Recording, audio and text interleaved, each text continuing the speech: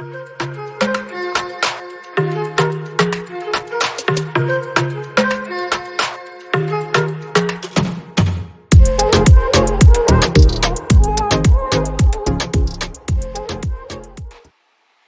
guys, welcome back. I have an unboxing. Well, technically I kind of unboxed it, but to be fair, it was kind of like beat up and almost open when I got it, so I only opened one. This is the Percy Jackson Special Edition by Bookish box. So I got theirs, and it looks amazing.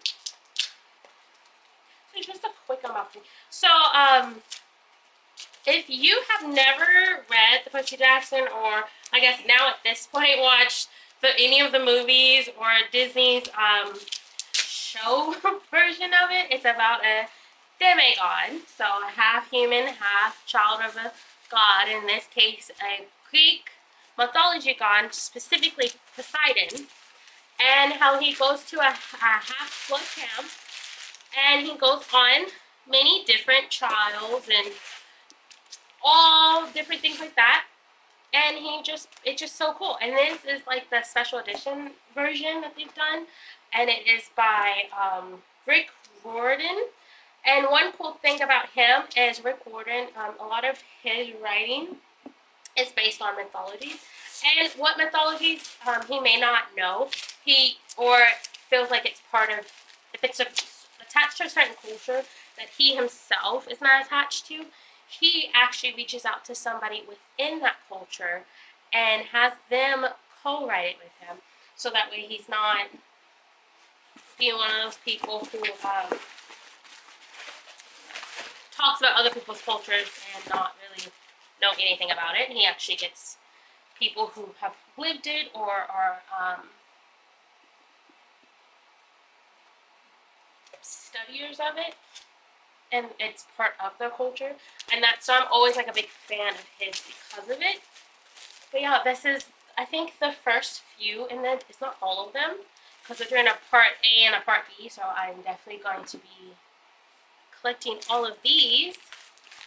But honestly, it's just like beautiful, and they each like correlate with like the story that it belongs to. Which, I mean, people say stories. Oh no, not all books are designed like exactly based off of the story.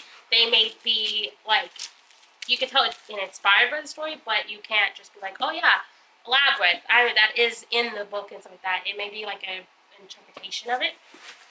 So with that, I really enjoy that part of it. But yeah, just like look at this. It's like got these gold end tips on it, and then it's got spray edges, which are supposed to create a scene. And I don't know exactly in what, if they actually make a full scene or if they each make something different. No, maybe that goes together.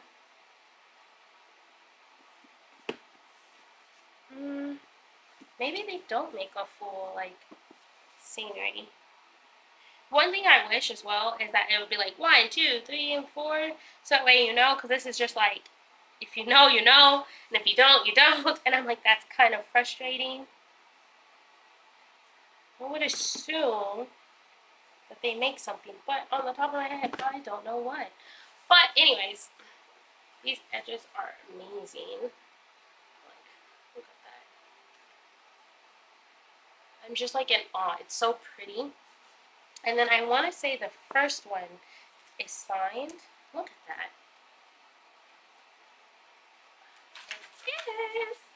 This is like my 12-year-old's dream right here. And then that nice little blurb about it. It says, all year the Half-Bloods have been preparing for battle.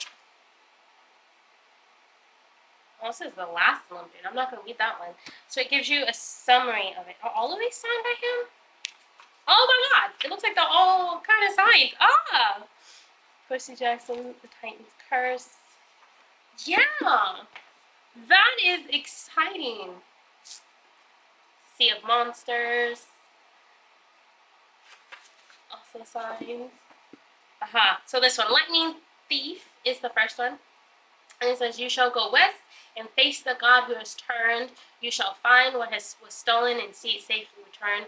You shall be betrayed by one who calls you a friend, and you shall fail to save what matters most in the end."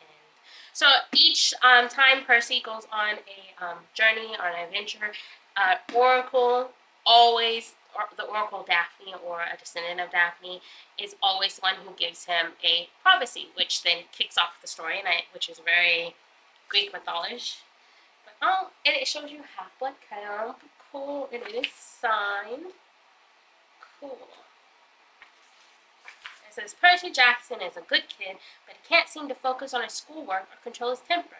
And lately, being away at boarding school is the only getting worse. Percy could have sworn his pre-algebra teacher turned into a monster and tried to kill him." So you have like a middle school kid, maybe an upper elementary kid, and if you would like to read with them, I highly recommend these. These are some of my favorite books. I consumed them so quickly and so fast. And I remember as they were coming out, I was like, "Mom, we gotta go to the bookstore. We gotta go to the bookstore because I gotta get the next edition." And getting a few of them for Christmas because, well, I was a kid, so they were always like special occasions for me to get books. It wasn't like we didn't really have a bookstore in my area, and a good chunk of the time I would read them first at the library, and then because I liked them so much, I would go out of my way or make my mom go out of our way to buy me the book because, like I said, I was a kid, I didn't have a job.